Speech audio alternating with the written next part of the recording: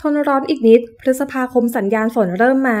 กรมอุตุนิยมวิทยาระบุว่าในช่วงวันที่30เมษายนถึง2พฤษภาคม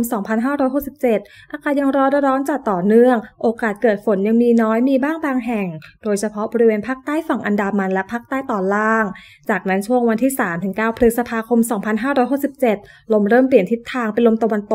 กเฉียงใต้ส่วนระดับบนมีคลื่นกระแสลมฝ่ายตะวันตกพัดปกคลุมสัญญาณเมฆและฝนเริ่มเพิ่มขึ้นบ้างโดยเฉพาะทางภาคอีสานภาคกลางภาคตะวันออกกรุงเทพและปริมณฑลจะทำให้อากาศที่ร้อนจัดเริ่มเย็นลงและหลังจากเริ่มมีฝนต้องระวังพายุฤดูร้อนส่วนภาคใต้ยังมีฝนฟ้าคะนองด้านรับลมบริเวณฝั่งอันดามัน